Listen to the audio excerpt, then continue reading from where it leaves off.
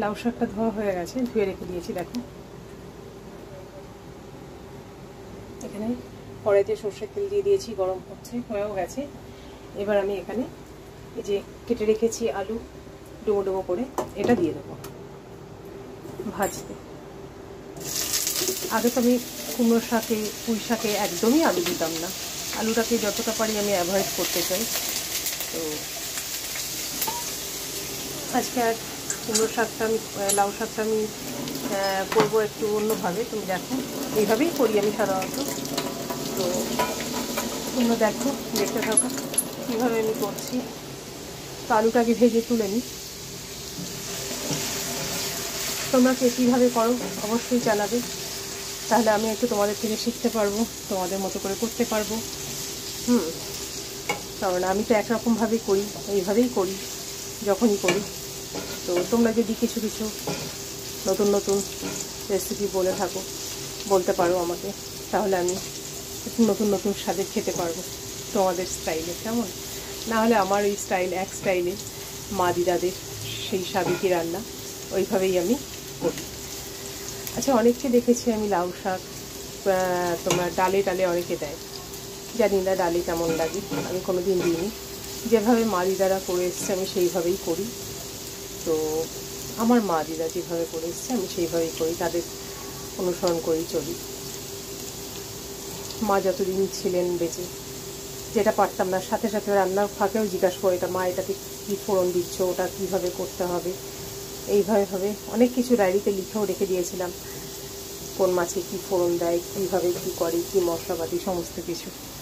তো যাই হোক, তখন লিখে রেখে দিয়েছিলাম এই একটা, নাহলে তো আজকে নিজে কীভাবে যে করতাম আমি নিজেই জানি না। চলো তোমাদের সাথে শেয়ার করি আমি কীভাবে করছি, তোমরাও দেখতে থাকো, কেমন? কেউ স্কিপ করো না প্লিজ, এটা অনুরোধ রইল।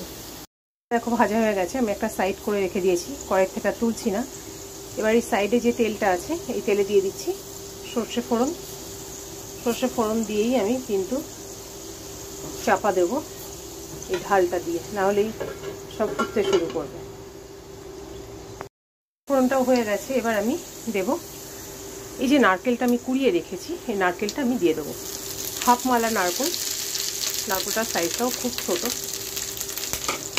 এত দাম নারকেলের হয়ে গেছে, একটা ছোট্ট একটা নারকেল সেটা নিল কত জানো? 50 টাকা। খুব গায়ে লাগে, কেন বলো তো আমার? কেননা আমাদের বাড়িতে তো নারকেল গাছ আছে, বাপের বাড়ির কথা বলছি।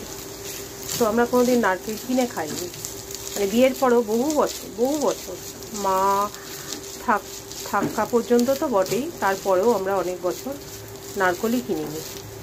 বাপের বাড়ি থেকেই যখন যেতাম নারকেল নিয়ে আসতাম।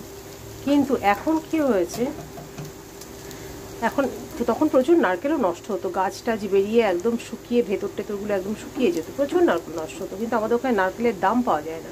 তুমি কিনতে যাও বাজারে, দেখো আমরা এইটুকু নারকেল কিনি, তার দাম 50 টাকা।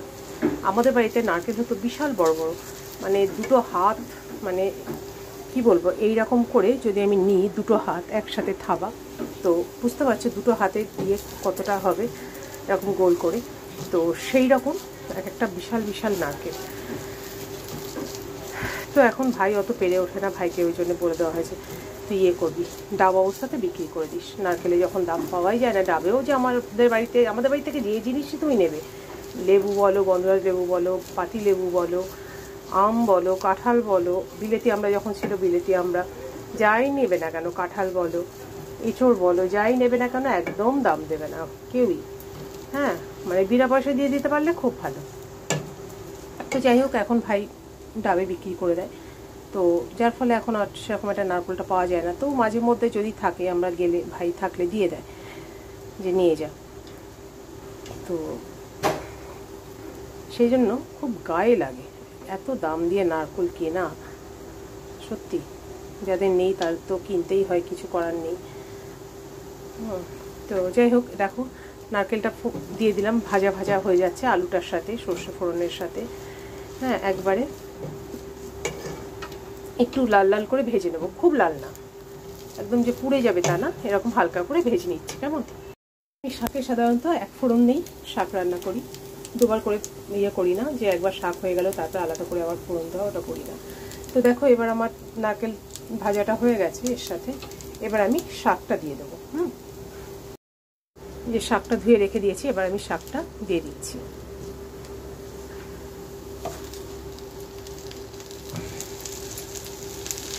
আমার ভীষণ ভালো লাগে লাউ শাক, পুঁই শাক, কুমড়ো শাক, তারপরে নোটে শাক, কলমি শাক, মোটামুটি সব ধরনের শাকই আমার বেশ ভালো লাগে খেতে।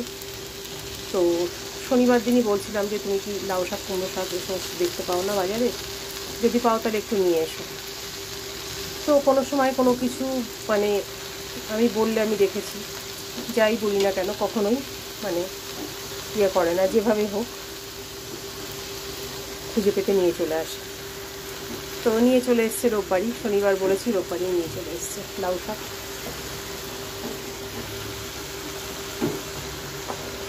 আজকে আমি রান্না করছি, দেখো কীভাবে করছি, তোমরা আমাকে অবশ্যই জানাবে এইভাবে তোমরা করে থাকো কিনা, আর তোমাদের কার কেমন ভালো লাগে আমার মতো শাক পাতা।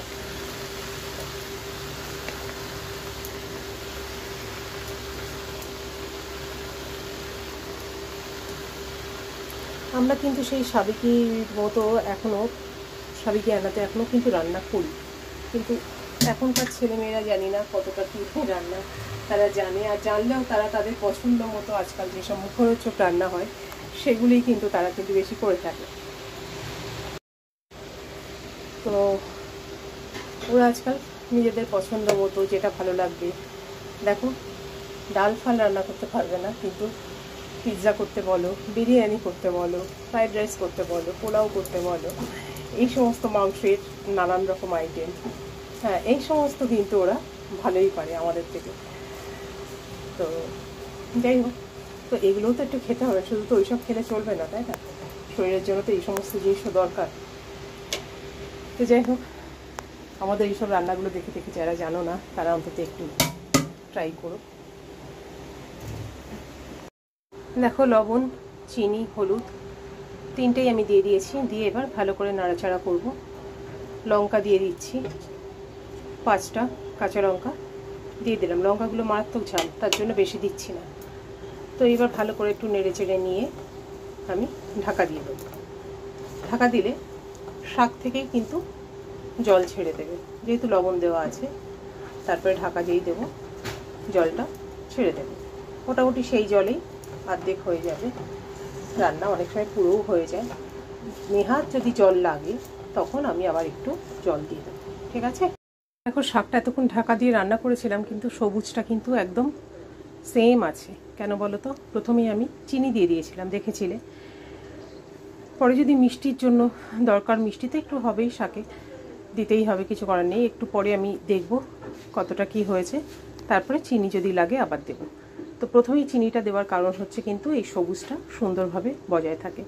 তো দেখো মোটামুটি সেদ্ধ হয়ে গেছে, এবার আমি একটুখানি জল দিয়ে দেবো, হ্যাঁ, কারণ একটু জল না দিলে ডাঁটাগুলো শক্ত থাকবে।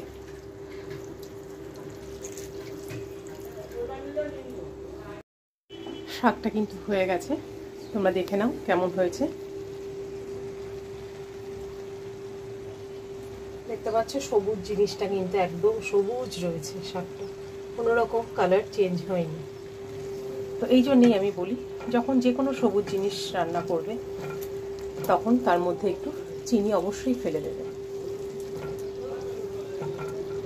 হ্যাঁ, তো আমার শাকটা রান্না রেডি, এবার নামিয়ে ফেলবো।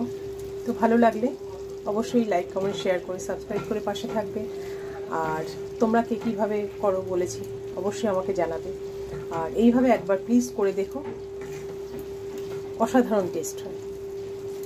আর আশা করছি তোমাদের মুখে লেগে থাকবে।